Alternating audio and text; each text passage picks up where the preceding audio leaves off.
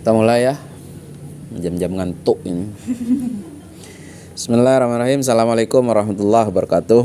Waalaikumsalam warahmatullahi wabarakatuh. Bismillahirrahmanirrahim. Alhamdulillahirabbil alamin. Allahumma shalli ala sayyidina Muhammad wa ala ali sayyidina Muhammad kama shallaita ala sayyidina Ibrahim wa ala ali sayyidina Ibrahim. Alhamdulillah teman-teman. Ketemu lagi kelas perempat SKS. Diskusi apa hari ini kita? Tentang kecantikan. Kenapa kecantikan? Ya silakan, mau diskusi apa? Boleh aja mau ngobrol. Ini Ustadz,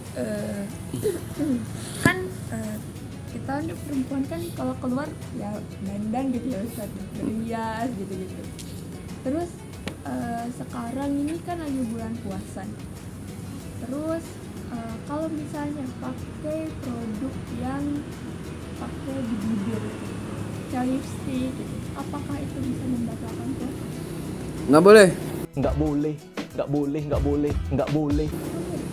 Kalau saya nggak boleh lip gloss, lipstick, karena itu ada potensi kita menjilat bibir. Kecuali Anda bisa menjaga untuk tidak menjilat bibir. Kenapa? Karena Anda kemudian memasukkan materi ke dalam mulut, ke dalam tenggorokan. Itu bisa membatalkan puasa. Apalagi ada yang agak ada rasanya gitu ya, apa namanya, yang transparan atau apa Terus yang rasa strawberry itu ada. lip gloss misalnya kan ada agak berisik ya di luar, resiko kuliah luar ya. Lip gloss kan ada yang rasa-rasa itu, kemudian ada jilat-jilat misalnya, ya kan batal. Hindari sesuatu yang mendekatkan pada kemudorotan.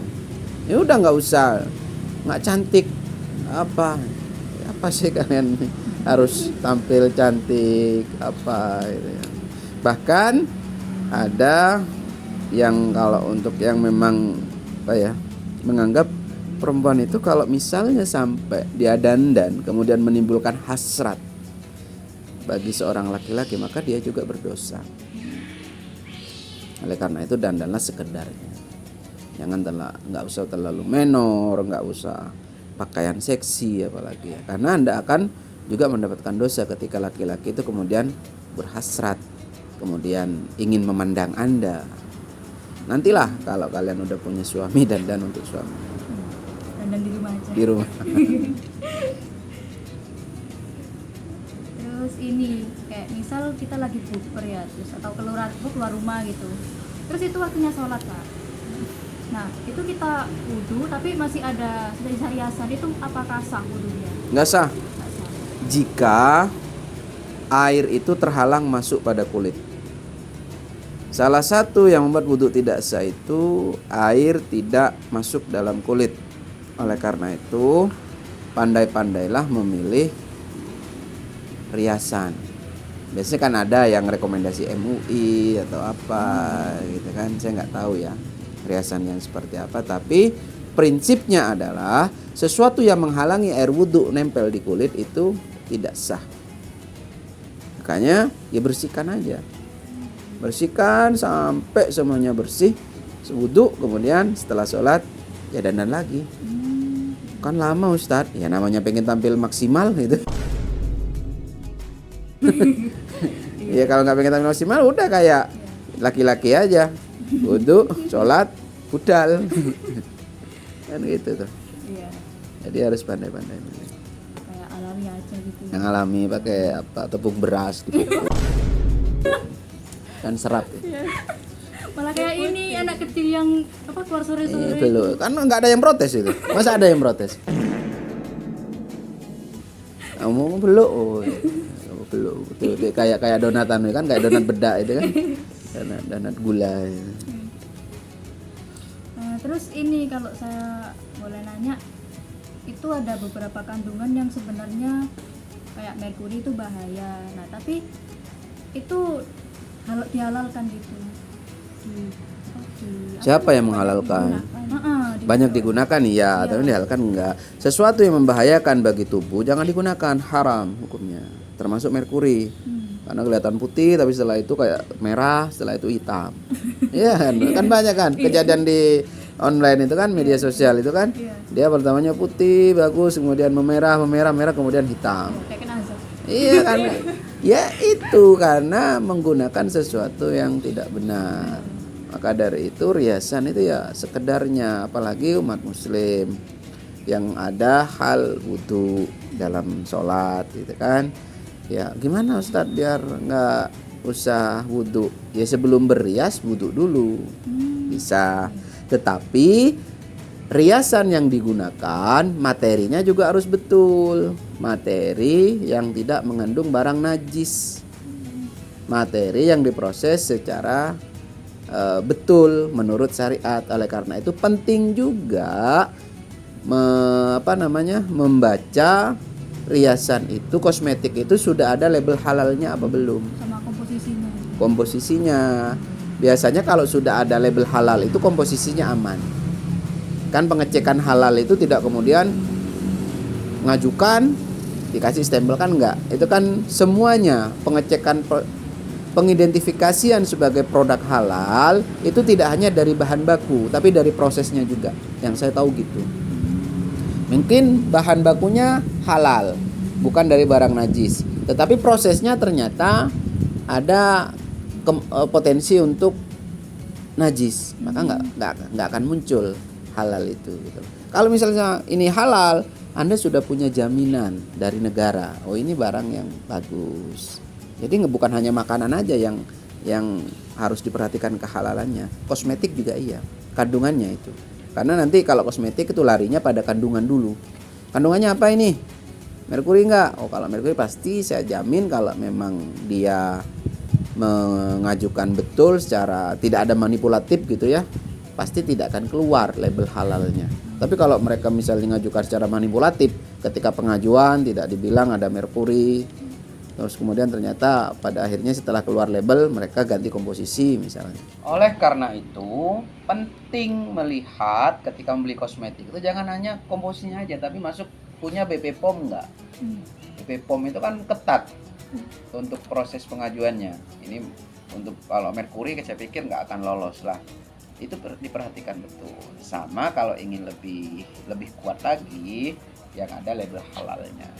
Itu yang paling aman ya, ada BP POM dan label halalnya. Tapi biasanya nggak akan muncul label halal kalau nggak lolos BP POM, nggak akan lolos halal kalau nggak ada BP POM. Jadi dua-duanya ini saya pikir bisa dijadikan pertimbangan untuk pemilihan kosmetik bagi kaum muslimah. Kalau muslimah ya ada sih beberapa yang pakai. Iya. Kalau untuk ini Ustadz, untuk parfum kan kadang ada yang ada kandungan alkohol. Alkohol ya. Alkohol. Oh iya. iya itu. Ya. Ada perbedaan pendapat terkait dengan penggunaan parfum yang beralkohol. Ada yang membolehkan. Kenapa? Alkohol itu dilarang diminum. Oh. Bukan digunakan untuk parfum. Ini kan cuma digunakan untuk parfum. Iya, bagian luar. Iya, bagian luar saja kan. Artinya alkohol itu dilarang kalau diminum. Kenapa? Kan alkohol itu bukan sesuatu yang najis. Kenapa alkohol dilarang? Karena memabukkan. Coba proses pengambilan alkohol itu kan dari etanol kalau nggak salah. Iya, etanol. Tebu itu Iya. kan. Residunya kan bisa menghasilkan alkohol juga. Jadi barang-barang yang diproses bukan dari binatang, bukan kan alkohol itu dari buah ada kemudian mengandung alkohol gitu. Ada yang berpendapat boleh digunakan soal karena alkohol itu dilarang untuk diminum karena memabukkan. Tapi kalau misal dibuat obat, dibuat balut obat ya nggak apa-apa silakan. Iya. Karena itu bukan materi najis. Ada yang berpendapat seperti itu. Ada yang berpendapat gak iso. Ra iso. Pokok minyak parfum nggak boleh pakai alkohol. Ada yang berpendapat seperti itu.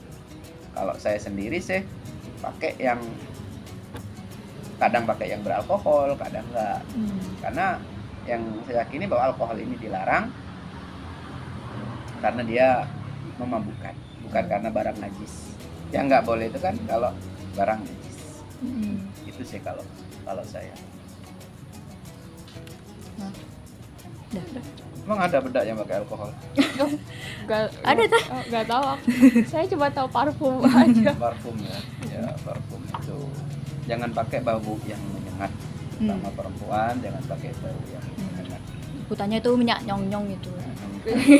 Nah, ya, terutama jangan pakai parfum yang baunya itu mengundang ketertarikan berlebihan bagi laki-laki.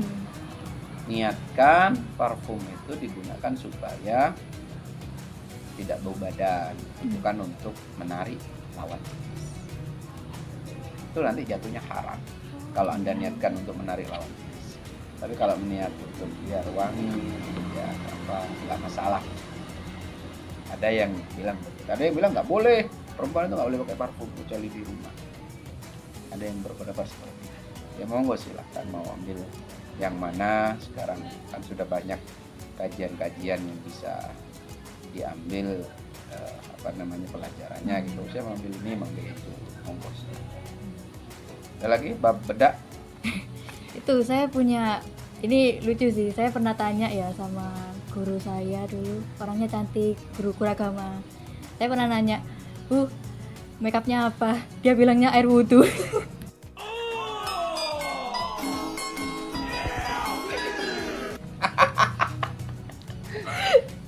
Dipikir semua ini nggak punya wudhu.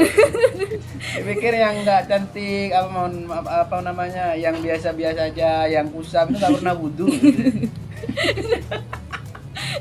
Air wudhu sama kosmetik tiap bulan. Cuman kan yang dibilang air wudhu biar kelihatan soleh aja gitu. Iya, katanya biar kelihatan terang gitu, ada doanya.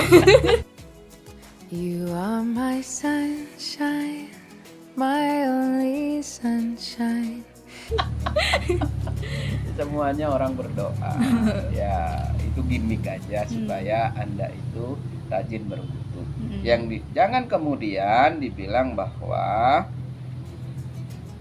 wajah bersinar ketika mengambil air wudhu. Itu nanti akan menjadi presiden buruk bagi orang yang berwudhu tapi tidak cerah kulitnya. Loh, itu berwudhu tiap hari tapi nggak cerah kulitnya, akan menjadi fitnah justru. Yang dimaksud wajah bersinar, bercahaya itu ketika nanti di akhirat, gampang ditandai, oh ini ahli wudhu. Tapi kalau misalnya di dunia bilang kok putih bersinar, berwudhu, presiden buruk nanti sama yang tidak cerah tapi memang rajin berwudhu. Padahal dia pakai kosmetik tiap bulan. Ya, jangan memberikan informasi yang menyesatkan. Nanti kasihan yang rajin wudhu tapi nggak cerah. Pikir yang lain nggak tahu wudhu. Itu ya. Ya itu biar Anda waktu itu mungkin biar Anda rajin berwudhu saja. Masih sekolah nggak boleh pakai make up itu. Masih sekolah nggak boleh pakai make up. Itu. Ya. Jangan memberikan jadikan. Oke, udah beres? Beres. Oke, terima kasih. Ihdinas siratal mustaqim. Assalamualaikum warahmatullahi wabarakatuh. Waalaikumsalam warahmatullahi wabarakatuh. Wudu, dipikir yang lain nggak wudu.